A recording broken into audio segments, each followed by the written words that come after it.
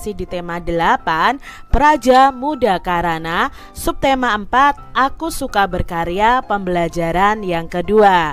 Mari adik-adik yang hebat, kita belajar dengan penuh semangat. Adik-adik perhatikan bacaan menjadi petugas penerima tamu berikut ini. Hari ini SD Nusantara kedatangan tamu. Tamu yang datang tim juri penilai lomba kebersihan sekolah. Mereka ingin melihat kondisi SD Nusantara. Udin dan beberapa teman ditunjuk menjadi petugas penerima tamu. Mereka harus mendampingi tamu. Mereka juga bertugas memberikan penjelasan tentang SD Nusantara. Udin dan teman-teman berbagi tugas menerima tamu. Pembagian tugas berdasarkan denah sekolah yang sudah disiapkan. Udin dan Lani bertugas menjelaskan bagian utara sekolah. Edo dan Dayu bertugas menjelaskan bagian selatan sekolah. Siti bertugas menjelaskan bagian timur sekolah. Beni menjelaskan bagian barat sekolah. Udin dan teman-teman bertugas dengan baik adik-adik. Mereka menjelaskan program sekolah dengan jelas dan santun. Mereka juga dapat menjawab pertanyaan dengan lancar dan jelas. Para penerima tamu telah bertugas dengan baik. Para juri ini memberikan pujian kepada mereka. Kepala sekolah dan para guru juga memberikan pujian. Semua anak-anak senang dan bersemangat mengerjakan tugasnya. Itu tadi adik-adik ya, bacaan dari menerima tamu ya, penerima tamu tuh juri lomba kebersihan sekolah.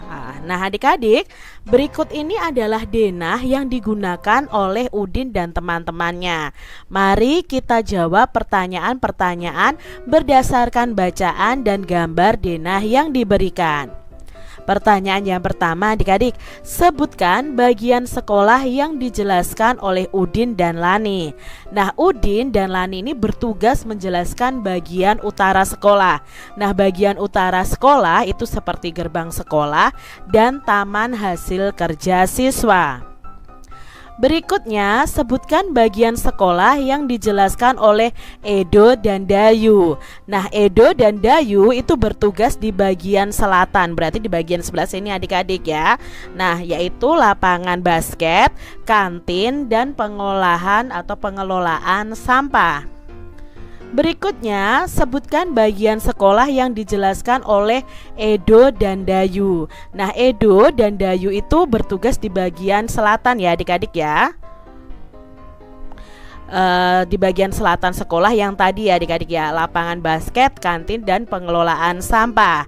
Nah adik-adik, bacaan tadi itu memiliki 4 paragraf.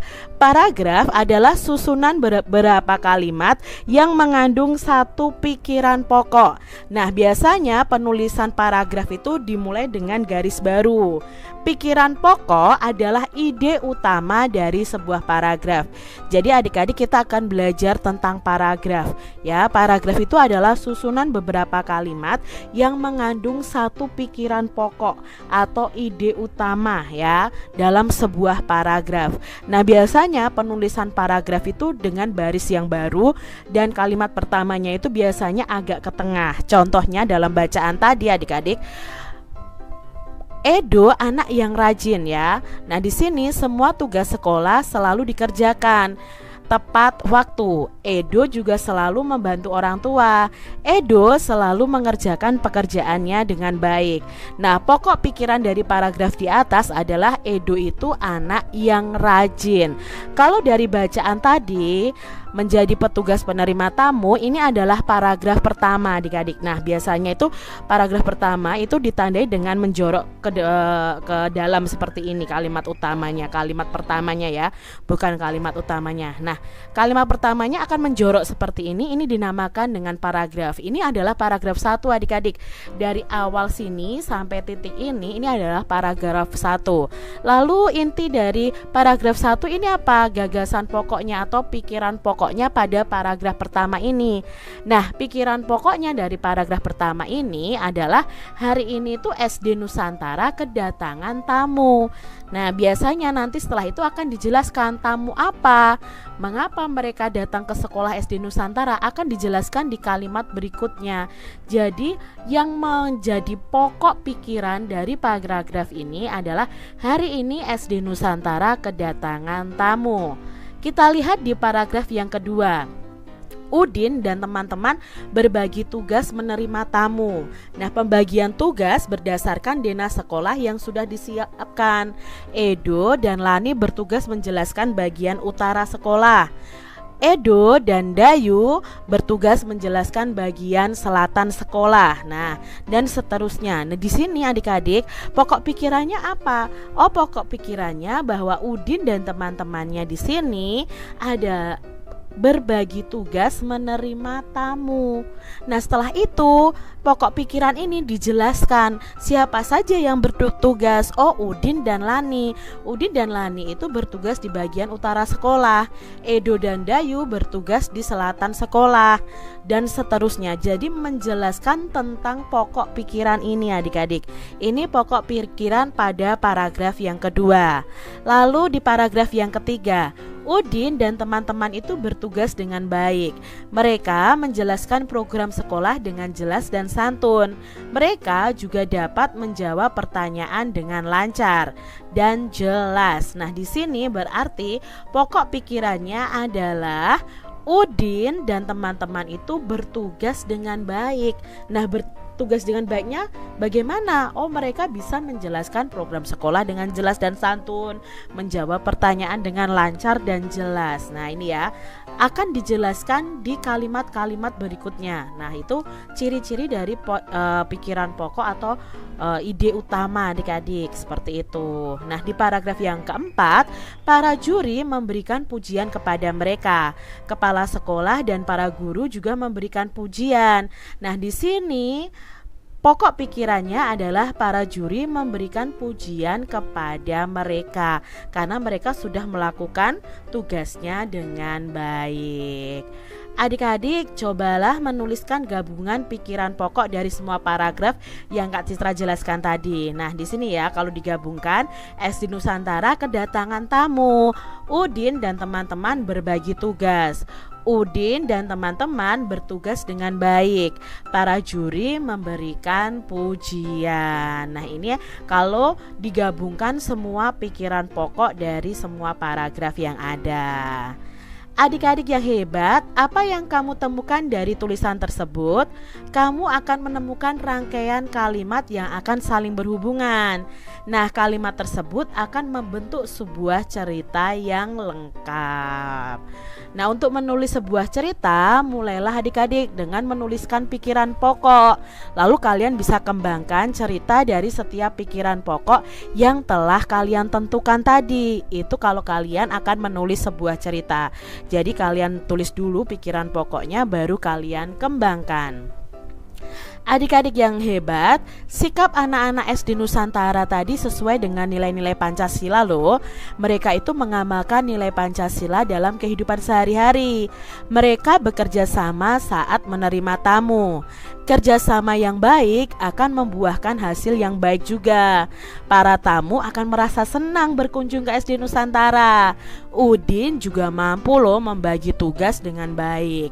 Nah, semua anak terlibat dalam melaksanakan program kebersihan sekolah.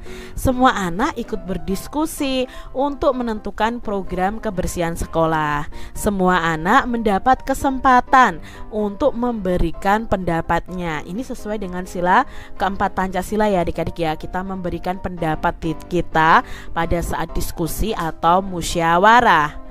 Nah, adik-adik perhatikan pernyataan berikut ini. Pernyataan ini akan menunjukkan sikap pengamalan Pancasila. Nah, kita akan menuliskan sila yang sesuai dengan pernyataan tersebut dan menuliskan bunyi serta lambangnya dari sila Pancasila yang sesuai. Misalnya adik-adik berdiskusi menentukan program. Nah, tadi Kak Citra sudah sampaikan ya, berdiskusi berarti sesuai dengan sila keempat Pancasila yang bunyinya kerakyatan yang dipimpin oleh hikmat kebijaksanaan dalam permusyawaratan perwakilan. Nah, sila keempat ini disimbolkan dengan kepala banteng. Lalu ada sikap atau perilaku bekerja sama mengerjakan tugas. Ini sesuai dengan sila ketiga, yaitu Persatuan Indonesia yang simbolnya pohon beringin. Berikutnya, memberi kesempatan semua berpendapat. Nah, kalau memberi kesempatan semua berpendapat itu sesuai dengan sila kelima, keadilan sosial bagi seluruh rakyat Indonesia yang simbolnya padi dan kapas. Mengerjakan semua tugas dengan tanggung jawab itu sesuai dengan sila pertama juga, yaitu ketuhanan yang Maha Esa, karena kita melakukan tugas itu kan juga bertanggung jawab kepada Tuhan, adik-adik. Nah, simbolnya itu adalah bintang. Membagi tugas dengan rata dan sesuai dengan keahlian. Nah, di sini sesuai dengan sila kedua, yaitu kemanusiaan yang adil dan beradab yang simbolnya adalah rantai. Bisa juga dengan sila kelima juga, adik-adik, karena sila kelima dan kedua ini hampir sama. Manakah dari contoh sikap tersebut yang pernah kalian lakukan, adik-adik? Nah, kalian bisa membuat cerita berdasarkan sikap yang pernah kalian lakukan. Dari 5 sikap tadi kalian pilih salah satu, kalian ceritakan kepada teman-teman kalian ya. Bekerja sama itu termasuk pengamalan sila ketiga Pancasila. Nah, sila ketiga Pancasila itu bunyinya Persatuan Indonesia. Simbol sila ketiga Pancasila itu berupa pohon beringin ya, adik-adik ya. Bangsa Indonesia itu sangat besar dan beragam. Sila ketiga berpesan agar kita dapat menjaga persatuan dan kesatuan bangsa. Nah, seluruh warga negara juga berkewajiban menjaga nama baik Indonesia. Kerjasama dengan teman itu bagian dari pengamalan sila ketiga. Bekerja sama membuat tugas kita itu menjadi lebih ringan dan mudah, adik-adik. Dan bekerja sama itu membuat pekerjaan kita atau tugas-tugas kita akan cepat selesai. Melalui kerjasama kita itu dapat memenangkan sebuah lomba. Nah, cobalah mempraktekkan kerjasama dalam permainan berikut ini, adik-adik. Nama permainan itu adalah lompat tali. Nah, permainan ini harus dilakukan secara berkelompok. Ada yang bertugas memegang tali, ada juga yang bertugas menjadi pemain yang melompat, adik-adik. Nah, bagaimana caranya? Ikuti tahapan permainan berikut ini. Pertama, tentukan 2 pemain untuk pemegang tali. Pemain berdiri di dekat tali, lalu ayunlah tali sambil berputar melewati badan pemain. Pemain mengangkat kedua kaki secara bersamaan saat posisi tali berada di bawah. Meloncatlah dengan benar dan upayakan tali tidak mengenai kaki kalian, adik-adik. Nah, tali mengenai kaki pemain berarti tiba saatnya untuk berganti peran. Pemain lompat tali akan bertugas menjadi pemegang tali. Petugas pemegang tali akan bergantian menjadi pemain lompat tali. Nah, ini adik-adik ya, permainan lompat tali berkelompok. Kalian bisa praktekkan bersama dengan teman-teman kalian. Semua pemain harus bekerja sama dalam permainan tersebut, adik-adik. Kerjasama yang baik membuat permainan itu menjadi lebih menyenangkan. Kerjasama yang baik juga membuat permainan lebih aman dan nyaman. Begitupun rakyat Indonesia juga harus kerjasama ya. Bekerja sama untuk membangun Indonesia agar menjadi negara yang besar. Bersama-sama menghadapi tantangan, bersama-sama menghadapi gangguan yang menghalangi tercapainya cita-cita bangsa kita, yaitu Indonesia. Mari kita tetap bekerja sama dan tetap rukun walaupun dengan perbedaan yang ada. Demikian tadi adik-adik pembahasan kita di tema 8 subtema 4 pembelajaran yang kedua. Semoga video pembelajaran ini bermanfaat ya untuk adik-adik semuanya.